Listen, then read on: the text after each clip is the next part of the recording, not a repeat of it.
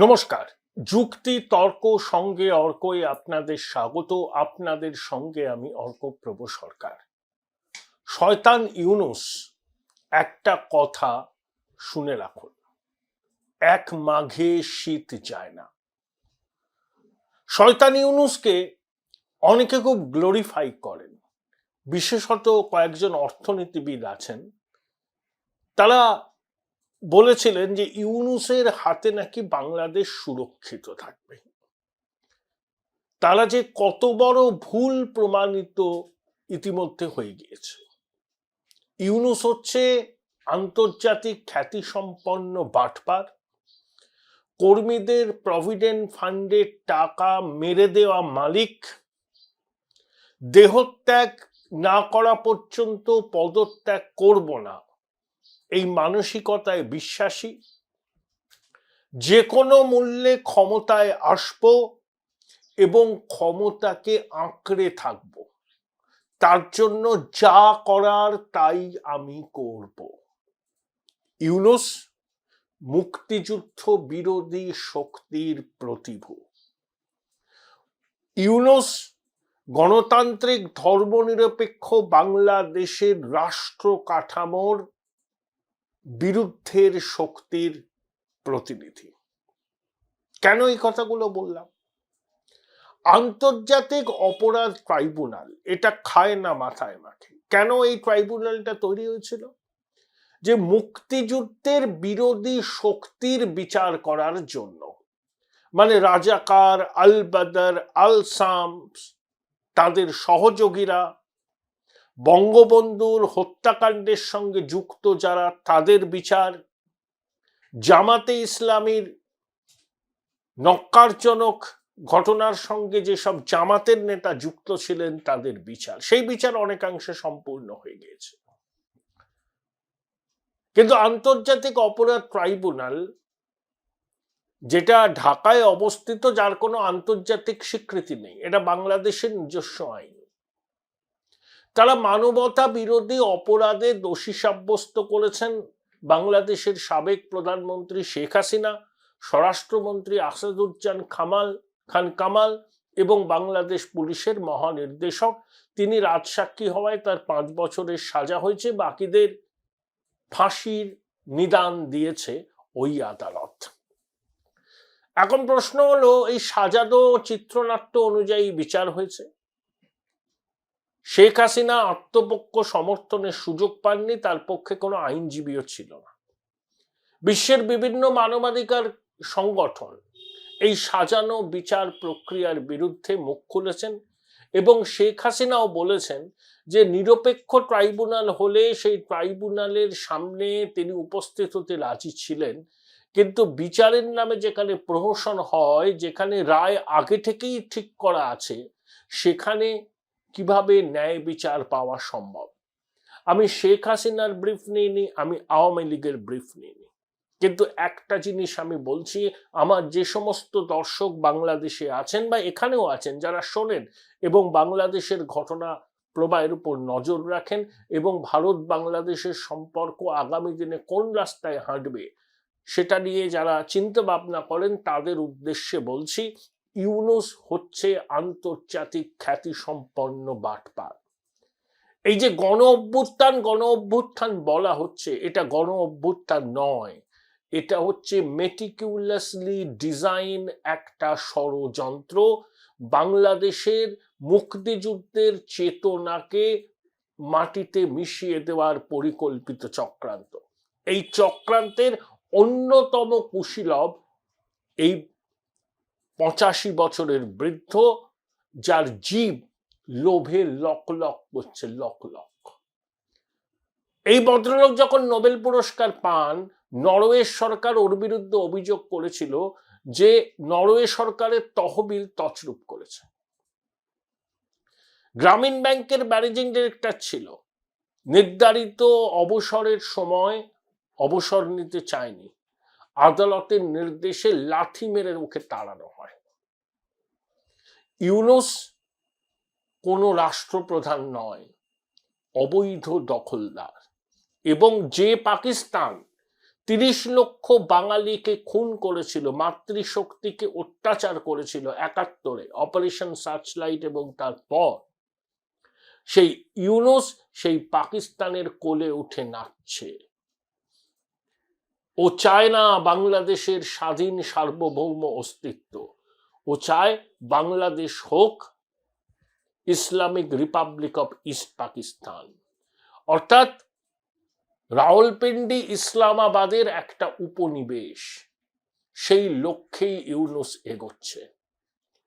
বঙ্গবন্ধুকে খুন করা হয়েছিল 75 সালের 15ই অগাস্ট, তার 50 বছর পূরণ হলো। সেই 2025-এর নভেম্বরে বঙ্গবন্ধুর কন্যার মৃত্যুদণ্ডের সাজা, এবং অদ্ভুত অদ্ভুত সব লজিক। তিনি নাকি উস্কানি দিয়েছেন, তিনি নাকি ষড়যন্ত্র করেছেন, তিনি নাকি নিরাপত্তা বাহিনীকে নির্মমভাবে বিক্ষোভকারীদের দমন করতে বলেছেন, তাদের মৃত্যু নিশ্চিত করতে বলেছেন। কয়েকটা অডিও ক্লিপ হয়ে গেল প্রমাণ।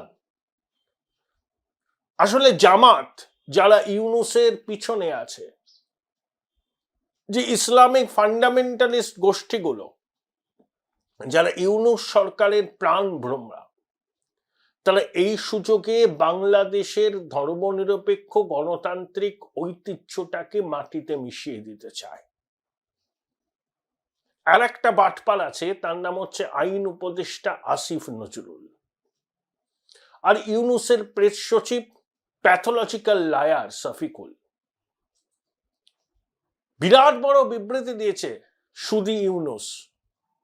ন্যায় বিচার হলো, গণতন্ত্র প্রতিষ্ঠা হলো, বাংলাদেশের মানুষের দীর্ঘদিনের আকাঙ্ক্ষা পূর্ণ হলো।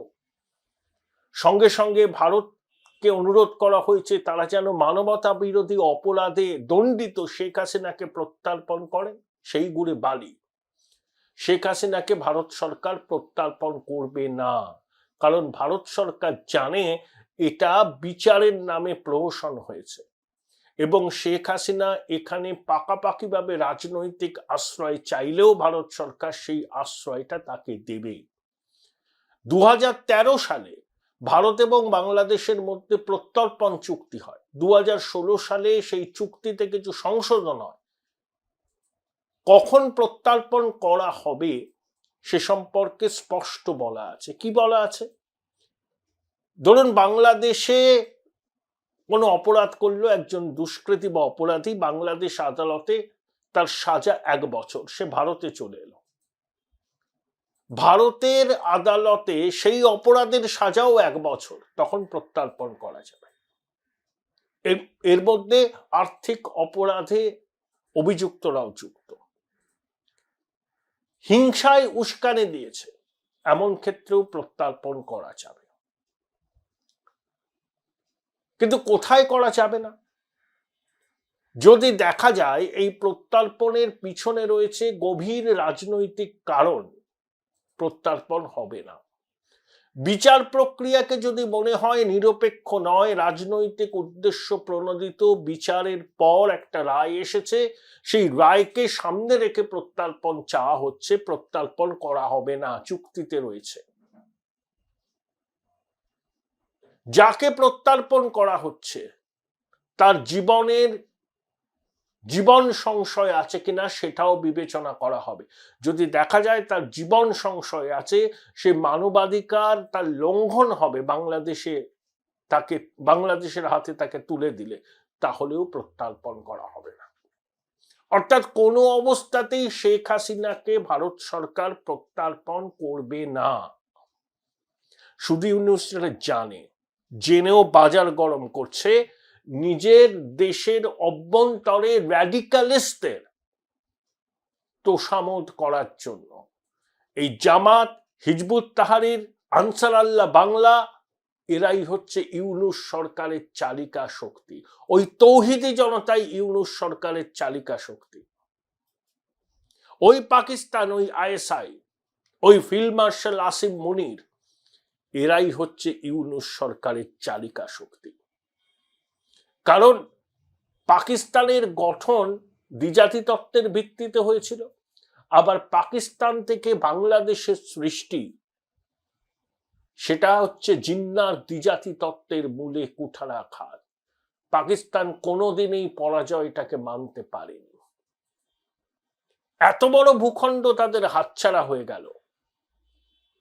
যে দ্বিজাতি তত্ত্বের ভিত্তিতে দেশ ভাগ হয়েছিল, সেই দ্বিজাতি তত্ত্ব পাকিস্তানকে এক রাখতে দেয়নি। পাকিস্তানের সামরিক শাসকরা এই লাঞ্ছনা কোনোদিনই মেনে নেয়নি। ইউনূস যতই চেষ্টা করুন পাকিস্তানের সঙ্গে একটা সম্পর্কের সোনালী অধ্যায় রচনা করতে, বাংলাদেশের সাধারণ মানুষ ইউনূসের এই অপচেষ্টাকে রুখে দেবে। ইউনূস কি করেছে এই 1.5 বছর সময়কালে? তার প্রতিষ্ঠিত গ্রামীণ ব্যাংকে 2029 পর্যন্ত কর দিতে হবে না। কর ফাঁকি এবং জরিমানা বাবদ তার উপর 629 কোটি টাকা ধার্য হয়েছিল, বাংলাদেশ সরকার করেছিল, সেটা মুকুব করে নিয়েছে। তার উপদেষ্টাদের বিভিন্ন প্রতিষ্ঠান বিভিন্ন বরাত পাচ্ছে। ইউনূসের গ্রামীণ ব্যাংক, গ্রামীণ টেলিফোন বিভিন্ন ধরনের আন্তর্জাতিক সংস্থার সঙ্গে চুক্তি করে ফুলে ফেঁপে উঠতে চাইছে। অর্থাৎ নিজের প্রতিষ্ঠান, নিজের আত্মীয় স্বজন এবং নিজের ঘনিষ্ঠ সহযোগীদের পকেট ভর্তি করার জন্য এই সুদী বৃদ্ধ প্রথম থেকেই তৎপর। এবং মেটিকুলাস ডিজাইনে ও কিন্তু ক্ষমতায় এসেছে। ও গণতান্ত্রিক পদ্ধতিতে নির্বাচিত নয়, ও হচ্ছে অবৈধ দখলদার। আর এই সরকারের কোনো সাংবিধানিক ভিত্তি নেই। নির্বাচিত হয়ে কোনো সরকার যদি আসে, সেই সরকার ভারতকে যদি কোনো অনুরোধ করে, শেখ হাসিনার বিষয়টা ছেড়ে দিন, ওটা তো একদম নিশ্চিত ভারত সরকার কখনোই শেখ হাসিনাকে বাংলাদেশের হাতে তুলে দেবেন না। কিন্তু অন্যান্য বিষয় আছে, তিস্তার জল চুক্তি থেকে শুরু করে অন্যান্য বিষয়, দ্বিপাক্ষিক সম্পর্ক আছে, সেগুলো তখনই আমরা খুব সিরিয়াসলি বিষয়টা দেখব। বাংলাদেশের মানুষের স্বার্থ যাতে সুরক্ষিত থাকে, দুদেশের মধ্যে সম্পর্কের উষ্ণতা যাতে বজায় থাকে, ভারতের স্বার্থ যাতে সুরক্ষিত থাকে, ভারতের নিরাপত্তা যাতে বিঘ্নিত না হয়, দুদেশের সাধারণ মানুষের মধ্যে আদান প্রদান বাড়ে, সাংস্কৃতিক আদান প্রদান জোরদার হয়, ভিসা নিয়ম সহজ হয়, সেগুলো তখনই হবে যখন একটা নির্বাচিত সরকার আসবে। তার আগে এই অবৈধ দখলদার সরকারের সাথে ভারত সরকার শুধু কাজ চালানোর মতো সম্পর্ক রাখবে। এটা তো মোটামুটি প্রমাণ হয়েছে যে বাংলাদেশের মাটিকে জঙ্গি কার্যকলাপের জন্য কার্যত উন্মুক্ত করে দিয়েছে অন্তর্বর্তী সরকার। না হলে আইএসআই এর কর্তারা ঘন ঘন বাংলাদেশে আসে। লালমনিরহাটের ব্রিটিশদের ফেলে যাওয়া এয়ার স্ট্রিপ নতুন করে তৈরি করছে। চিকেন নেকের দিকে ইউনূসের নজর। চীনে গিয়ে বলেছিল যে চিকেন নেক ল্যান্ডলর্ড, ওই অঞ্চলে সমুদ্রপথের একমাত্র অভিভাবক বাংলাদেশ। ভারত তার বিরুদ্ধে কি ব্যবস্থা নিয়েছে শুধু ইউনূস জানে সেটা। 1 নম্বরের ভণ্ড, প্রতারক, মিথ্যাবাদী। দুদেশের সম্পর্কের যে অবনতি, তার জন্য একমাত্র দায়ী ইউনূস আর তার জঙ্গি সহযোগীরা। ভারত থেকে নিত্য প্রয়োজনীয় জিনিস যাবে, সকালে ঘুম থেকে উঠে যে টুথব্রাশ, টুথপেস্ট ব্যবহার করেন সেটাও ভারত থেকে যাবে, ওষুধ যাবে ভারত থেকে। আর বলবেন ভারতের আধিপত্যবাদের বিরুদ্ধে আমাদের লড়াই চলবে। এত বড় প্রতারক এবং মাতৃজঠরের লজ্জা এই ইউনূসটা পাকিস্তানের এক সেনাকর্তার হাতে যে বই উপহার দিচ্ছে, আর্ট অফ ট্রায়াম্প, তার প্রচ্ছদে আছে ভারতের উত্তর পূর্বের রাজ্যগুলো হচ্ছে বাংলাদেশের মানচিত্রের মধ্যে। এত বড় বেহায়া এবং নির্লজ্জ প্রতারক, বদমাইশ এই বাটপার। বুঝতে পারছেন দুদেশের সম্পর্ককে পরিকল্পিতভাবে ও কোন নিচে নামাতে চাইছে। আমরা এই সরকারের সঙ্গে কাজ চালানোর মতো সম্পর্ক রাখি। তার বেশি কিছু নয়। ইউনূস যদি ভেবে থাকেন যে ভারতকে চমকাবেন, শুনে রাখুন, ওই ইচ্ছা আপনার পূরণ হবে না। ইতিমধ্যে চিকেন নেকের নিরাপত্তা সুরক্ষিত করতে আমরা সেনাঘাঁটি বানিয়ে ফেলেছি। ত্রিপুরার কৈলাস শহরে এয়ারস্ট্রিপকে মজবুত করা হচ্ছে। হাসিমারায় বিমান ঘাঁটিতে রাফাল আছে। চোখ তুলে তাকালে কি পরিণতি হবে শুধু ইউনূস জানে। বিভিন্ন রাষ্ট্রপ্রধান তো ওর সঙ্গে দেখা করে না, এমনি চলে যায়। নিরাপত্তার বহর নিয়ে, আমচা চামচা বেলচাকে নিয়ে সরকারি পয়সায় মোচ্ছাপ করতে বিদেশে যায়। ইতালির জর্জিয়া মেলোনি দেখা করবেন না বলে দিয়েছেন। ফ্রান্স ফরাসি প্রেসিডেন্ট ইমানুয়েল মাকার দেখা করবেন না বলে দিয়েছেন। Join Indian Institute of Hotel Management now. Right choice, right decision. তাও লজ্জা নেই এই সুদী বৃত্তের, স্বীকৃতি চায়। ওর এখন ধান্দা হচ্ছে কোনোভাবে বাংলাদেশের রাষ্ট্রপতি হয়ে ক্ষমতা ভোগ করা। আর যদি সেটা না পারে তাহলে লবি করছে ওই রাষ্ট্রপুঞ্জের মহাসচিব হওয়ার জন্য। অ্যান্টনিও গুতেরেসের সময় শেষ হয়ে গেলে তিনি যাতে ওই পদে যেতে পারেন সেই জন্য লবি করছেন। ইউনূস পুনর্বাসন চায়। বাংলাদেশের মানুষের স্বার্থ, বাংলাদেশের উন্নতি ওর কাছে কোনো কালে প্রায়োরিটি ছিল না। ও বাংলাদেশে আসতোই না, চেনেই না। এই লোকটার হাতে দেশের ক্ষমতা, জোর জবরদস্তি একে বসানো হয়েছে। জঙ্গি জেহাদিরা বসিয়েছে। ছাত্র নামদারি যারা ওই উপদেষ্টা পরিষদে আছে, যারা জাতীয় নাগরিক পার্টি করেছে, তারা এক একজন জঙ্গি। ইউনূসের সহকারী মেহফুজটাকে জঙ্গি, হিজবুত তাহরিরের। বাংলাদেশের স্বরাষ্ট্র সচিবকে নাসিমুল গনি, সে কে? সে হিজবুত তাহরিরের প্রতিষ্ঠাতা। ইউনূসের প্রিন্সিপাল স্টাফ অফিসার আর্মির থেকে এসছে কামরুল, সে কে? পাকিস্তানের পা চাটা একটা লোক। যে জামাত মুক্তিযুদ্ধের বিরোধিতা করেছিল সেই জামাত এখন চড়ি গোড়াচ্ছে। শয়তান ইউনূস, শুনে রাখো।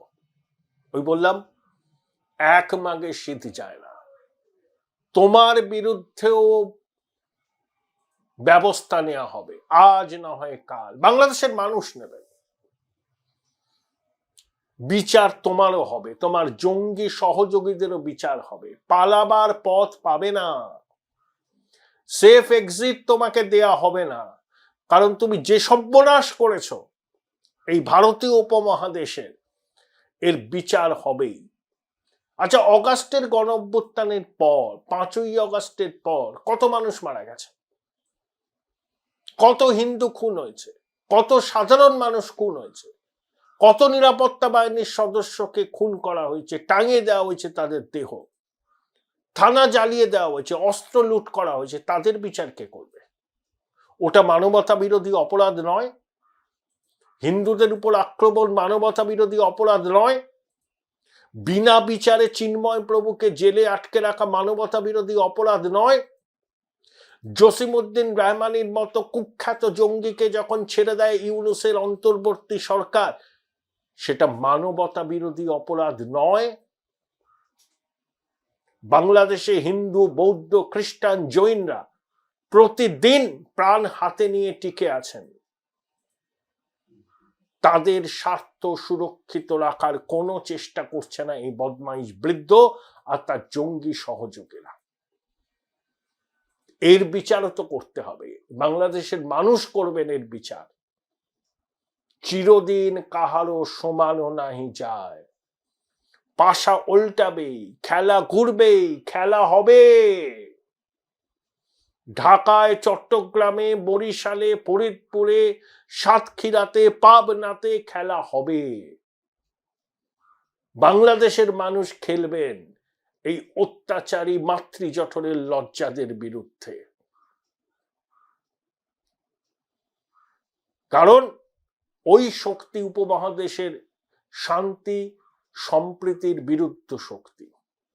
এরা অপশক্তি, কালো শক্তি, যে শক্তি উপমহাদেশের নিরাপত্তার পক্ষে ক্ষতিকর। ইউনূসের প্রেস সচিব এত বড় মিথ্যেবাদী, বিমস্টেকে পার্শ্ব বৈঠকে ইউনূস আর মোদিজির বৈঠক হলো, সেই বৈঠকের পরে প্রেস সচিব বিবৃতি দিয়ে মিথ্যা কথা বলল। মোদিজি যে কথা বলেননি, প্রেস সচিব বললেন মোদিজি নাকি সেই কথা বলেছেন। আমরা প্রতিবাদ করলাম। আর একটা কথা বলে রাখি, এই প্রতিবেদন শেষ করব, দীর্ঘ করব না। আমরা চাই বাংলাদেশের মানুষের সঙ্গে সম্পর্কের সোনালী অধ্যায়, তাদের সঙ্গে আমাদের কোনো বিরোধ নেই। আবার একই সঙ্গে বাংলাদেশের মাটি থেকে জঙ্গি কার্যকলাপকে উৎসাহ দেয়া হলে মাথা ভেঙে দেয়া হবে, কোন রকম ছাড় দেয়া হবে না। চিকেন নেকের দিকে চোখ তুলে তাকালে পরে কি শাস্তি দিতে হয় আমরা জানি। পাকিস্তান বুঝে গেছে অপারেশন সিন্দুরের পর কি অবস্থা। অপারেশন সিন্দুর কিন্তু এখনো জারি আছে। এটা ইউনূস আর তার জঙ্গি সহযোগীরা শুনে রাখুন।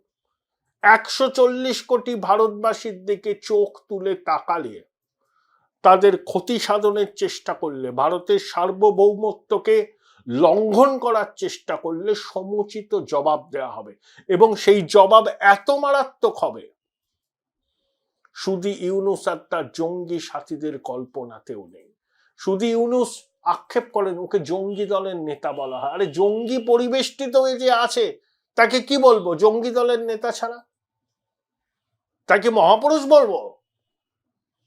ভণ্ড, প্রতারক, কর্মীদের পিএফ এর টাকা মারা একটা লোক, অবৈধ দখলদার, মেটিকুলাস ডিজাইন করে যেই অভ্যুত্থানকে সংগঠিত করেছিল, তাকে কি বলবো? জঙ্গি দলের নেতাই বলবো, আন্তর্জাতিক খ্যাতি সম্পন্ন বাটপারি বলবো, মাতৃজঠরের লজ্জাই বলবো। কারণ এই লোকটি জবে থেকে মসনদে বসেছে অবৈধভাবে দখলদার হিসাবে, সেদিন থেকে দুই প্রতিবেশীর সম্পর্ক তলানিতে ঠেকেছে।